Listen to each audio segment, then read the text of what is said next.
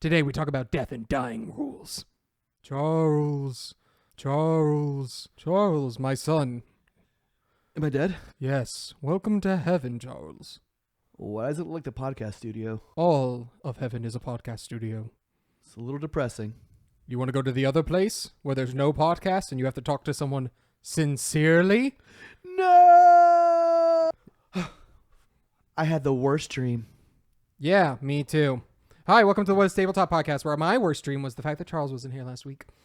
Oh, that's so sweet. My worst nightmare is definitely being unprepared for anything. Like, I don't want to be specific, but like just waking up in a situation, unfamiliar situation in a familiar place. That's well, hopefully scary. he's prepared for this episode of the What is Tabletop podcast, where we're talking about death and dying rules in accordance with Peter and Zarek doing the Tabletop Community Spotlight. Ooh, this is such a cool thing we're talking about. Anyway, before we get into that, Charles, we're going to tell them about the Discord where you can go and continue the conversation. Some of the talking points we're making are from the Discord. And what else, Charles? And also, you can join our Patreon. There's a couple of tiers you can look at. And when you join our Patreon, there are special things you get too. And also, we get a shout out to Jeffrey E. Thank you, Jeffrey E! Exclamation point. Jeffrey Entertainment. I'm assuming he's related to Charles Entertainment Cheese. That tracks. So, let us know in the comments, Jeffrey. Are you related to Mr. Chuck E. Cheese himself? And are you some type of rat, mouse, vermin? So getting back on topic, Charles, what are we talking about? So today we're going to be talking about death and dying, but not like the previous video. Yeah, so the previous video, you might have seen, it has the Captain America meme in it, and it's basically just talking about how to handle death as a GM, and then we go into it a little bit at the end, talking about like different systems that handle death, but mostly systems that don't handle death. Like it's very difficult for you to die in those systems. But for this video, we're going to talk about specifically mechanics, and we're actually going to get to talk about our RPG and the mechanics we're using for that, which will be fun. Stay to the end. Or if you're Peter and Zarek, you're just going to jump to that part, and I'll have it timestamped for them because we can only talk about for 5 minutes. Such a nice guy. So we normally talk about the elephant in the room that is Dungeons & Dragons and how they handle death. Yeah, so we're actually not going to talk about 5th edition because, spoiler alert, there is older editions of D&D. We'll talk about 5th edition later. Impossible. But I don't believe you.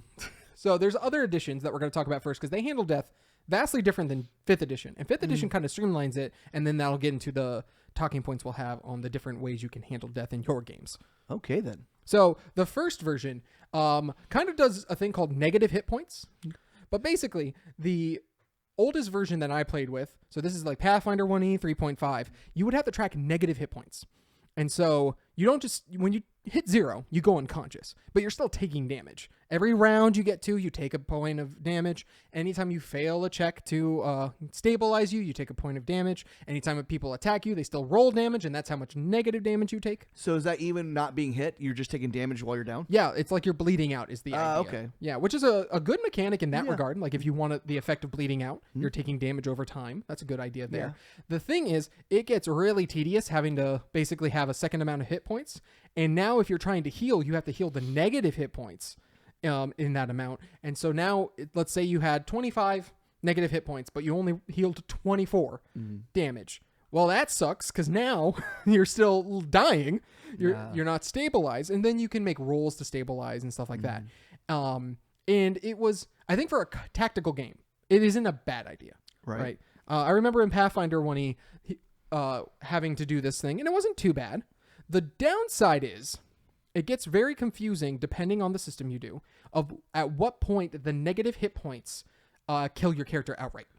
Like, is it an equal amount in your hit points? Because if that's the case, once you get to like 100 hit points, going to below 0 and having negative hit points, like you're very rarely going to get to 100. Right. And now you're going to have to do these things where it's like, all right, I want to kill the PC, but like they're at only 25 and I have to get to 175. Right. How much damage am I going to have to roll on just the bad PC, on the downed PC? Sounds like a lot of math. It can be a lot of math for sure.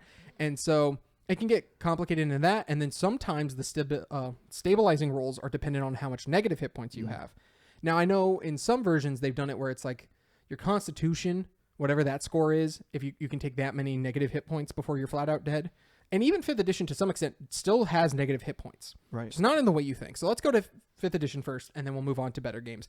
When you hit 0 in 5th edition, technically, you need to keep track of how much extra damage you take.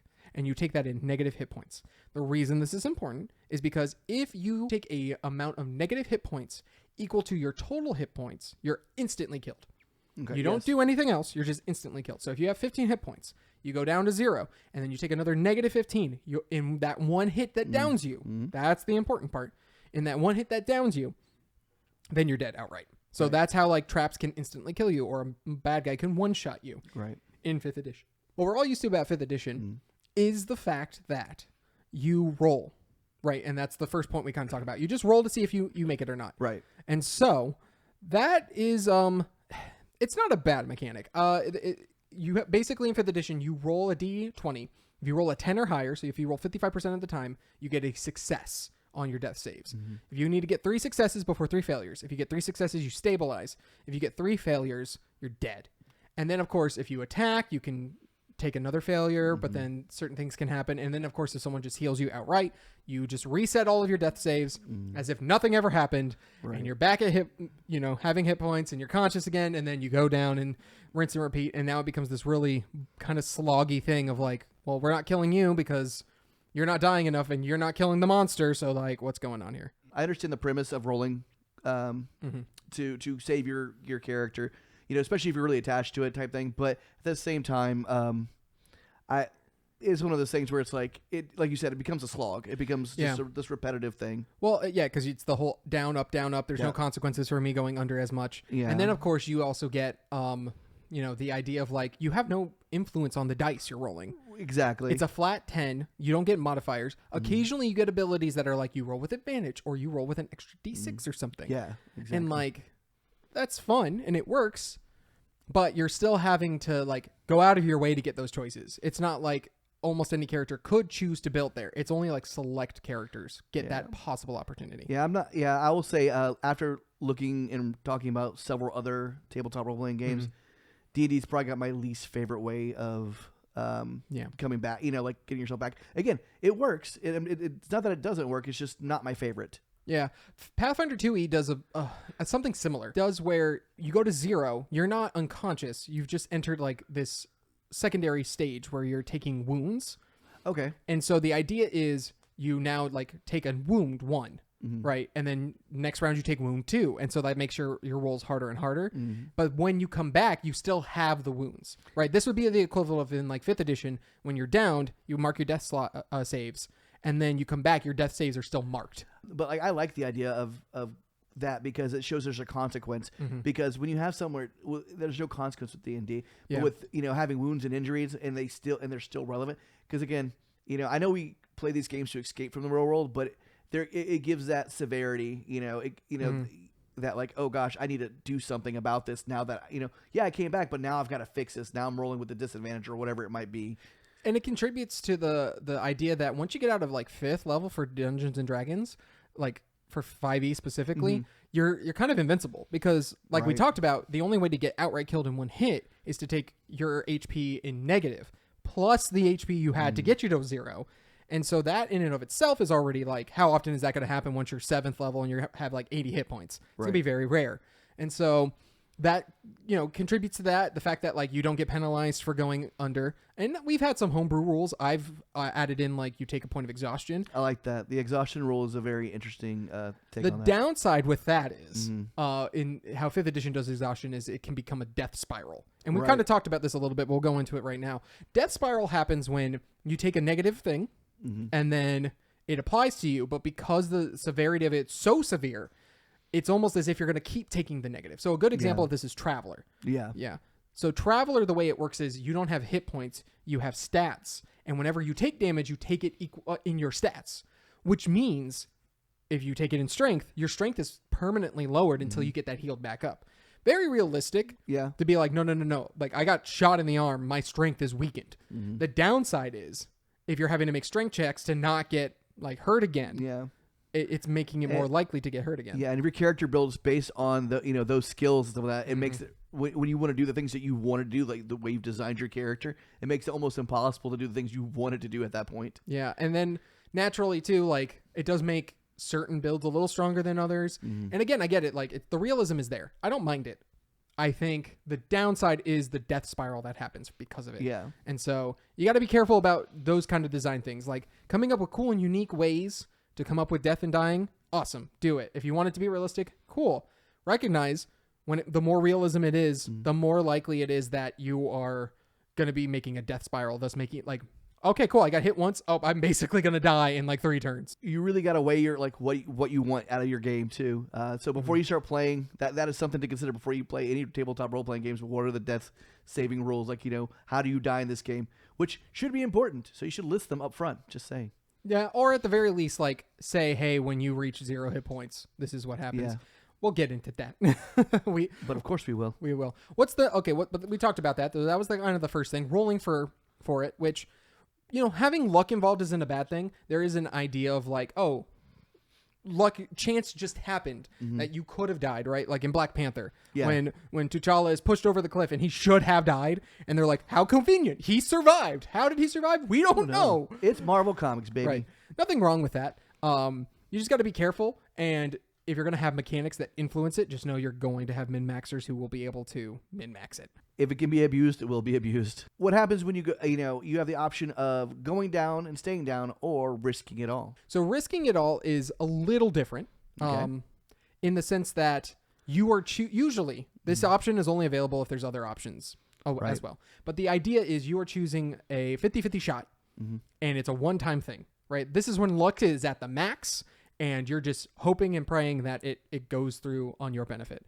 Right. And so like this is kind of death saves to the max in that regard, right? Death saves, you have it 3, so that way it's not down to 1 die roll and you're like, darn it, it sucks. At least you have 3 die rolls where hopefully your party could have gotten to you and healed you a little bit. Risk it all is like, I have chosen to just, hopefully it works or it doesn't. And usually what I've seen is when you risk it all, so like for example, Daggerheart, when you're risking it all, it's either you die outright or not only do you come back into the fight, you come back and possibly have like full health.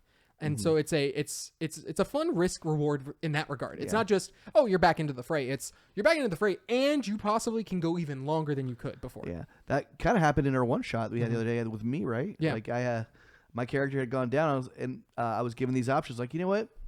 It's a one shot. Let's see what we can do. Let me see what happens when I can risk it all and see if I can come back. And I came back. I think I came back with full health. Correct. And everything. So I was like, oh, cool. This is amazing. I again think if you're going to have a risk it all type of mechanic, you need to have it be an option rather than the default. And I agree with that too, and I think the more you can kind of let your players choose sometimes with those things, the more fun it can be, because again, having that player voice and that player choice is, I think, very key to having a fun and successful TTRPG. Yeah. Now, conversely, you can have systems where death is never really on the table, and you get knocked unconscious, and it's up to you to choose what the consequences of you being knocked unconscious are. Now, some people would argue you can always do this however you want, right? You can be playing 5th edition Dungeons and Dragons, and everyone's making death saves, and you can just choose like, no, actually, you all just go unconscious, and you all are stabilized, but you wake up in the lair of the Moon Witch, and she has decided that you are her new playthings, and you're gonna do what she says, or you'll all die permanently, right? You can do stuff like that. Right. That's not what we're talking about. We're talking about a game that usually has that kind of a thing involved. And so these games include more Powered by the Apocalypse games, and specifically Avatar: The Last Airbender does a very good job of that. Because like if you think about it, in Avatar, how often do people die in the show? Not very often. It's maybe very rare. In Korra a little bit more. And last time, I think usually if they die, they're either already died or is off screen type stuff. Jet is the most notable example. Who it's like, did he die? I mean, he did. Very obviously. Yeah. It's a kid show, but apparently in that kid show, a lot of people didn't think he did, and so they made the joke in Ember Island Players, where it's like, did Jeff die? It's really unclear. But in the game, what happens is you have basically a bunch of different ways you could get knocked out of the scene, and inherently, this game tells you that when you are filled with all these conditions, right? And the conditions are basically emotions, where it's like confused, angry, guilty, all of these different emotions. You don't get knocked out because you got punched real hard. If you take a 6th condition, you're probably getting knocked out because you're just like overwhelmed and you flee the scene, right? Versus taking all the stress. Maybe you get knocked down in that one. But again, specifically, the rules never say death. It's more of a how the narrative seems to be going, kind of a thing. And usually it tends to be like, no. Let's think of these other consequences first. Death needs to kind of be very rare in that system. And I think that actually gives the players an opportunity to decide how they die too, like how their character can die in that world. It's like, okay, I want to play a new character now, so I'm gonna find this real narrative, really cool send-off way. You talk it over the GM, like, oh yeah, that really works within the story and the narrative. This way it's like you don't have to worry about killing off anybody's character, and then they kind of have that chance to maybe help describe what happens to their character, why they went down. Yeah, it does get rid of the whole randomness of it. That being said, some people like the idea that there's randomness because it gives stakes. Yes, if I go into a fight knowing, oh, hey, I'm not going to die, then there's not as much stakes for some people. Yeah. Right? That's why, like, those games, the stakes have to be more emotional. This is why I like Panic at the Dojo. Said it right that time. You didn't hear it the other time.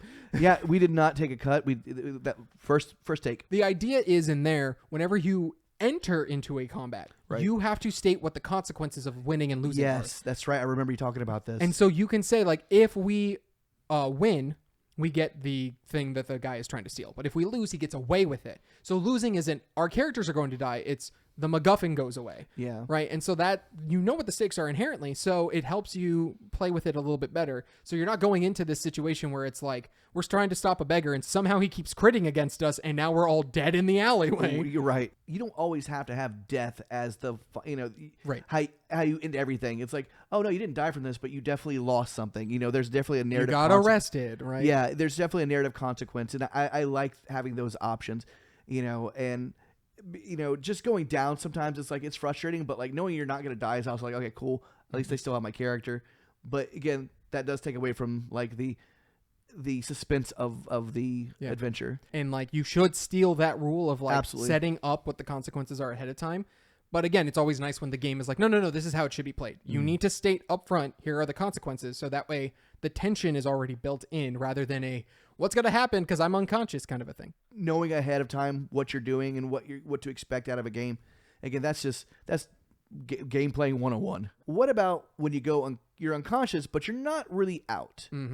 You're down, but you're not completely out of the game yet. Yeah, so this is similar to how Pathfinder 2e does it, like we said at the beginning, where you're in a fugue-like state, like a fight for your life kind of situation, where the idea is you are now susceptible to being dead. It's almost like in Halo, if you ever played, where it's like, oh, I'm getting shot. Oh, my screen is flashing red now. Oh no, I am now aware of the fact that if I'm not careful, I die.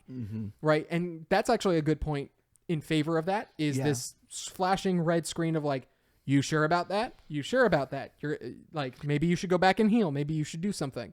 Those kind of like fight for your life moments are great because they're super thematic in the sense of like you were recognizing, oh, I'm getting hurt really bad. While at the same time being a good mechanical thing to be like, no, you have entered into this new thing. You got to be smart about how you act. Right. And so games that do that is do that. Oh, I killed Charles, everybody. That was really funny. Do that. Things that games that have that, which I don't like. I'm sure there are. I mostly came up with this as a like workaround for 5th edition. So my 5th edition rules is you don't go unconscious at 0. You go into the fight for your life, and so you're still making death saves, but you're still able to act and move and do things.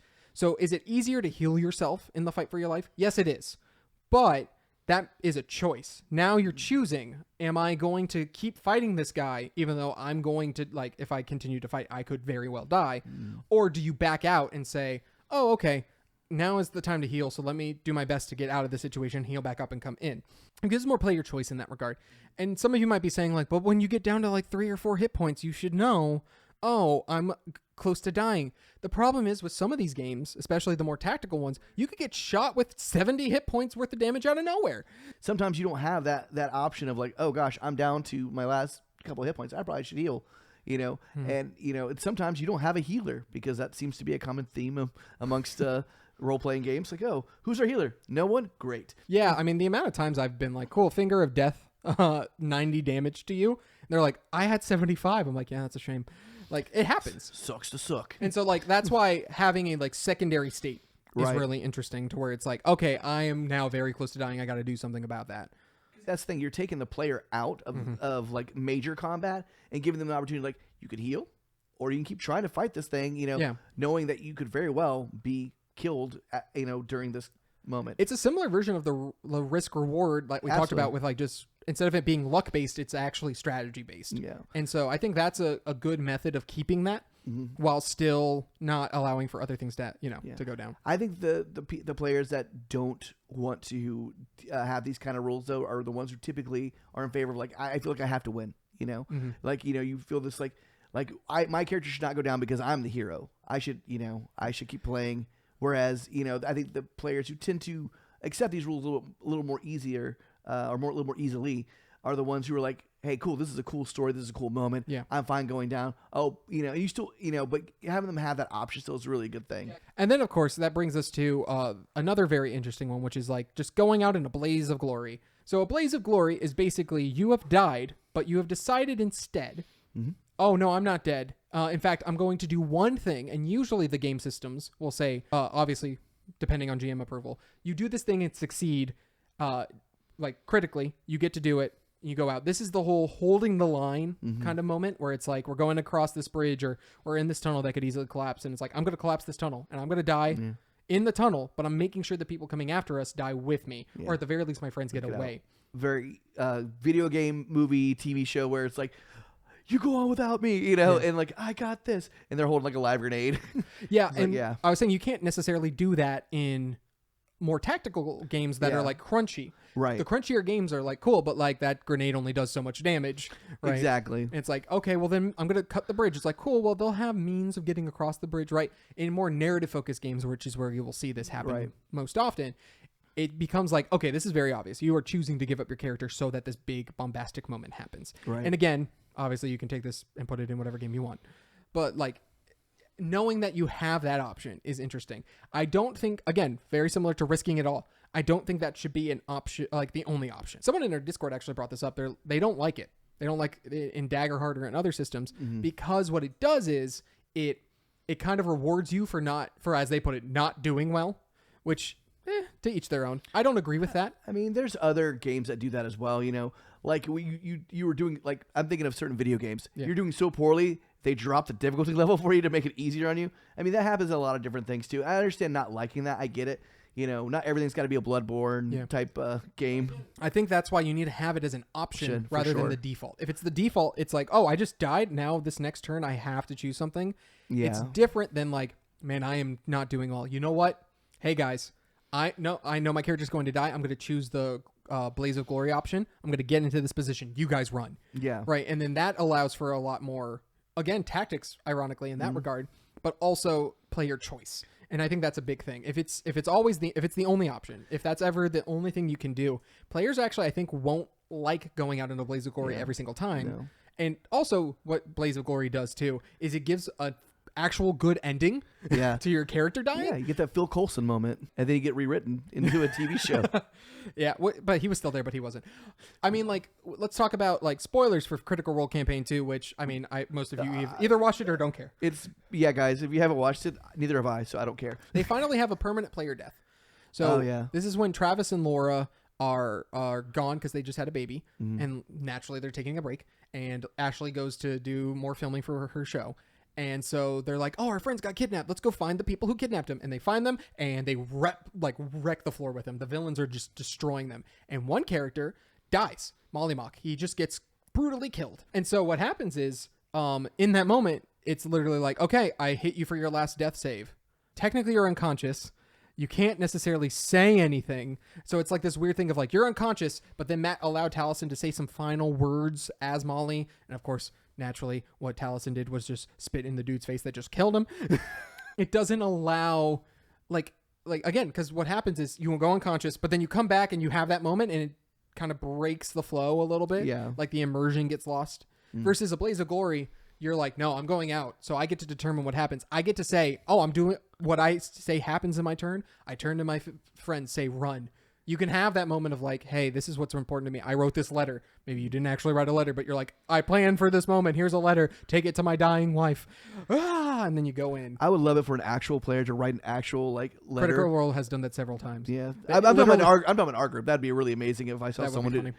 I feel like there's only a couple of us who would do it. Oh, Brett would 100% do it. You haven't played with Brett. I haven't played with Brett.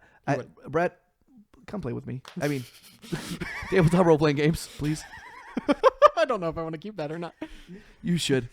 Ultimately, I think a point we're bringing is I don't think it's a bad thing to have multiple options for death. Right. So again, if we're going to Daggerheart, and we're bringing up Daggerheart because that's the most recent thing we played, so that's fresh in mind, obviously. Yeah. But I like games that give you options, right? Yes. Again, Powered by the Apocalypse and Avatar, they kind of do that too. Yeah. The idea of when you were downed, you think of what the most thematic thing that could happen is. So in a sense, there's a lot of options there. Yeah. But you don't die instantly. What is nice is when you have options, it can give you a lot of good room to maneuver, or at least giving the players choice is really nice. Now, obviously, the big thing you want to do in your death and dying rules is kind of highlight that it's happening, right? So having options, good thing. Highlighting when you're close to death needs to be a priority, because if it's not, your players are inevitably going to get mad when, let's say hypothetically, I don't know, Charles has 2 hit points left. I hit him for 2 hit points. He's dead. And I'm like, you sure? And he's like, yep. And then we're like, well, maybe you could use armor, but it wouldn't matter because he would still be dead. And then we're like, cool. Are you dead? Unconscious? Who knows? Because that's not what the rule said. Daggerheart, which it's fine, but like I think that happened in the playtest we did too, where it was like you got knocked to 0 and it was like, oh, you're in death or dying mode now. Yeah, it's like instantly something happened. Now obviously in Daggerheart they have Risk It All, they have Blaze of Glory, but they also have like you just get knocked unconscious and you take a scar, which is again okay, nothing wrong with that, but it seems like what really it is if you're in the one shot, here's 2 of them that you're going to use. If you're playing a long-term campaign, you get knocked unconscious, here's the one you're probably going to pick. Yeah. And that's the thing too. I think a lot of times you got to consider what you're what you're playing. If you're playing a one shot, especially if it's towards the end of the one shot, and you typically have an idea when that's happening. Yeah. That's why I did what I did. But if you're playing a campaign, you don't want to be like risking it all every time, because at that point, it kind of devalues the risking it all. Which actually, no, statistically, if it's a 50-50 chance, risking it all is actually not good for you. Well, that's what I'm saying. Exactly. And you would know better than that. If we do a long-term campaign, we'll see in practice how often it happens. My guess is what would happen is you keep doing the scar option until you run out of scars, and taking that option would just be an instant death. Right. At which point you choose Blaze of Glory or Risking It All, because your character's going to die no matter what option you choose. So at that point, it's do you want full autonomy of how your character dies, or do you want a 50-50 shot at your character not being dead? And I think that's probably, like, again, that's good. Like, but you're not going to get there until you get to a lot of death, right? Absolutely. Well, again, we talked about some games where, like, there are death rules, but, like, by how often it happens, right? And we talked about this in the death and dying rules. Like Star Wars, it's really difficult to die. Because you have to get so many different stacking effects happening that basically death's impossible. Yeah, I mean, basically all it does is really weaken your character, which is no fun sometimes. Sometimes it'd be better to have your character die. Like that's the point I got to. I think when I was playing Star Wars with my first character, I was like, I just kind of wish my character would die at this point, because like I'm getting all these injuries that I can't heal. Yeah, because if you had an option to just be like, you know what, at this point, let me have my character die. It's a cathartic moment. Let me go out and Blaze exactly, Glory. And that would have been great. I would have chosen an option, create a new character, and then again, I'm a person, I don't mind creating 70 characters for whatever reason. So those are the 2 things: making sure you have multiple options and telegraphing it. And so, hi Peter, hi Zarek. This is the part you're now coming to, because we've had an entire video and we're only allowed to do 5 minutes. So Charles, no vamping.